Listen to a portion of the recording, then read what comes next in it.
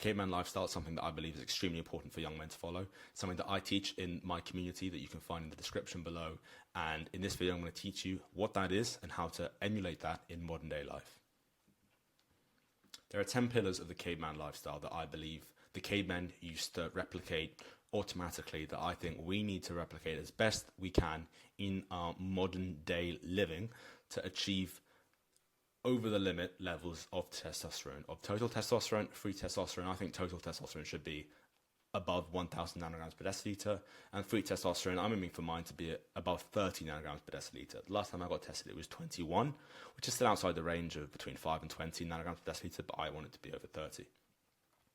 The 10 pillars: train, eat clean, community, women, danger, purpose, compete, sunlight, delayed gratification, meditate. What does each of these mean? Train, move your body quickly, lift heavy weights, lift light weights, increase muscle mass, increase strength, run slow, run fast, be explosive. Eat clean, low man-made interference. You want man to interfere as little as possible in your food. You don't want to be eating donuts, things that the man creates. You want to be eating things that you could find in nature: fish, eggs, meat, cheese, olive oil, nuts. Some carbs are okay, sweet potatoes, oats, etc. Community, you want to be around people who think similar to how you do. I'm part of a lot of online communities that I surround myself with people who are like me, because it's hard to find people who are like you sometimes in person. Sport is a very good way to replicate this, and I've found that through rugby. But if you want to be more specific and find more specific people, join communities online. The platform school is incredible. That's what I have my community on. That's what I join other communities on as well. Number 4, women. Simply by surrounding yourself with women, relationships, whatever, will increase that masculine primal drive that all men need. Danger, any kind of threat or danger that if you experience in everyday life, this could be replicated through something like going to the gym. If you put a heavy weight on your back, there's a danger of it killing you. There's a danger of if you going talking to that girl, there's a danger of her rejecting you. There's a danger of going to a social situation and saying something that people might not like. That's danger. There's danger of physical confrontation, fights, confrontation, argument. There's danger in there. Although we might not be being hunted by a saber-toothed tiger, there is danger on smaller levels that can be replicated in modern day just by going outside and doing new things.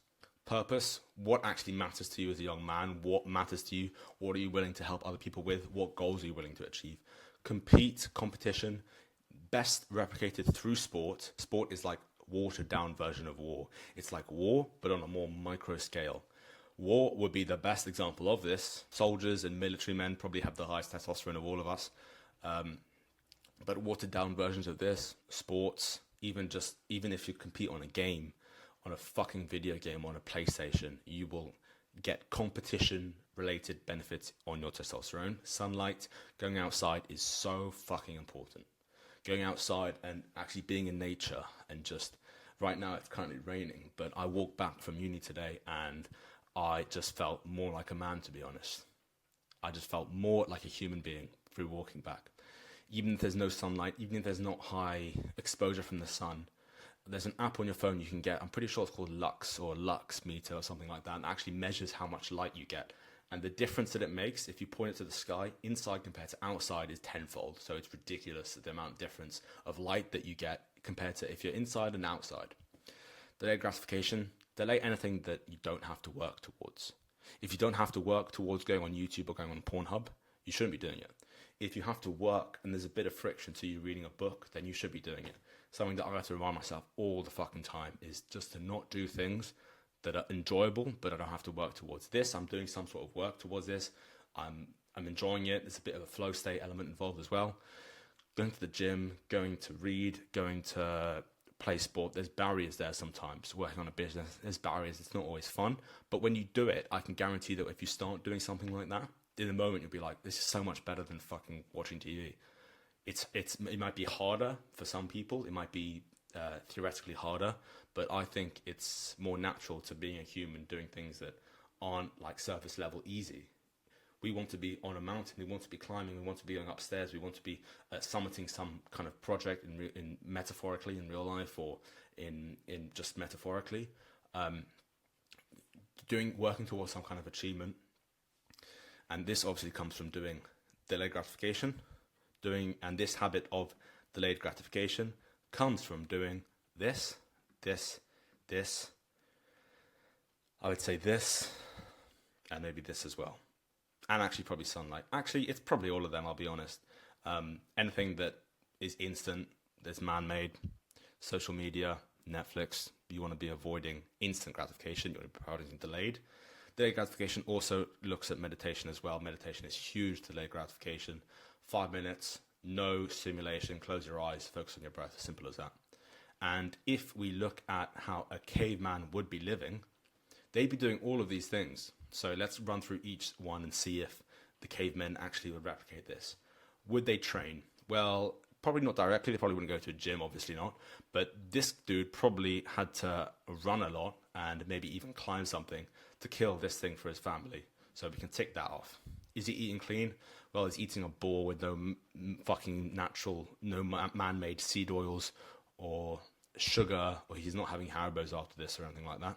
So he's eating clean. He's got community because he's around his family. Women, probably a single woman, probably accounted more during the day as well. Is there danger? Well, when he hunts this, maybe there's a tiger that's also wanting to get it at the same time.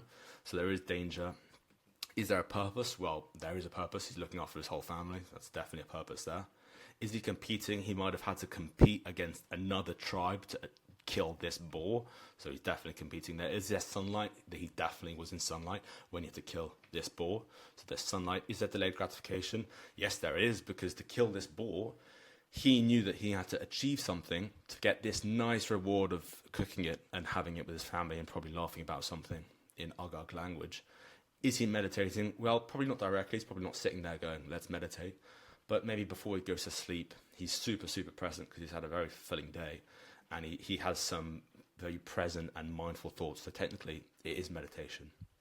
Meditation might not be a dedicated slot for him, but it might just be him living normally, and he's present enough in his own life that, you know what, even chasing this boar would have been a form of meditation. When you train and when you do something extremely hard physically, your mind has to be very present, and that is a form of meditation because you have to be very mindful.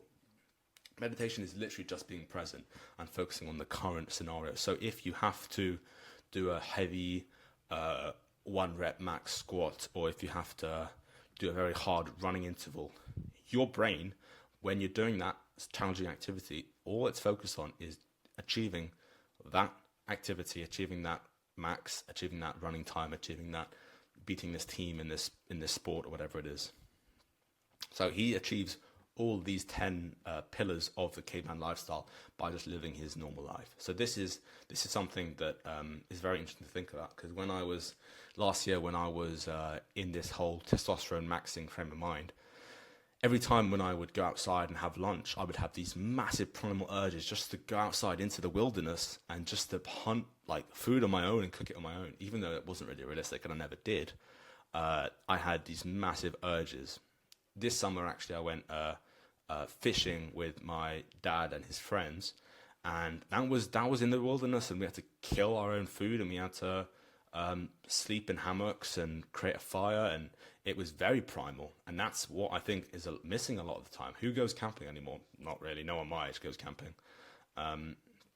So literally just a weekend away doing something as so simple as camping can just maybe refuel that primal kind of drive that you're lacking, because it's such a gift, honestly, not to sound cringy, but it's such a gift to do something like that. It's so simple, but it's also at the same time it's so like it's so evolutionarily, fuck, I don't even know what I'm talking about, but it's so true to our evolution to do something like that. So my challenge for you from this video, if I had to give you an action step from this video, is to simply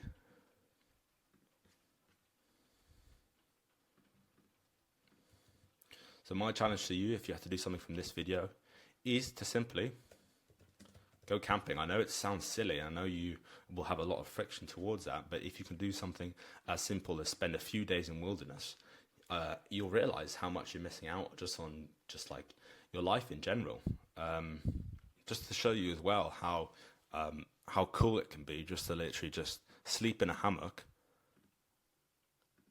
make a fire, and kill some fish and eat those fish, we weren't even allowed to go to where we were allowed to go. We weren't even allowed to go to where we went, and the joy that you can actually just have from doing something as simple as killing a bloody fish can be quite crazy. So simple, but also at the same time so important, just to go outside in the wilderness and just try and kill something. Like, no one does that these days. No one tries to kill something. And I remember when I put my rod in, I was the first one to kill the fish. Like 5 seconds in, I killed this fish. I caught this fish, and it was so satisfying just to catch something and then cook it the same evening. Like being in the middle of the forest, having to shit in the woods because you don't have a toilet. There's friction to that, and it might not be enjoyable in the moment, but when you close your eyes and when you go to sleep, there's a very like simple like joy that you get from something like that. So just to give you an example, if you want to replicate very dramatic increases in your testosterone like I did, I went from 270 nanograms per deciliter to 870, then there's a link in the description to join my community below, which basically facilitates and which shows you how to achieve dramatic increases in your testosterone. I'll show you, this is the transformation that I did. These are the results that I went to. So I went from 271 nanograms per deciliter, which is the total testosterone, to almost 870 nanograms per deciliter. And the most important metric is this: 8.4 nanograms per deciliter of free testosterone to 21.3 free testosterone. So outside the range, as you can see. And this is all you get in it. And basically it's from like 3 to 4 years of everything that I've learned for self-improvement, testosterone. But this is specifically for fixing low testosterone. I have 7 different pathways. With all of these resources, I basically put into 7 different pathways for you to achieve each of those results. So stop being skinny fat, instant gratification addiction, weak, unproductive, depressed, unconfident. And then I put everything in here as well if you want to look at it. So there's a lot of resources in there. So go look at that if you're interested. All these resources are here that you get. And again, they're all here. So the value of this community, and specifically this classroom section, is about $1,000 a month, and the price is $10 a month. So I hope you found that useful, and until next time, bye.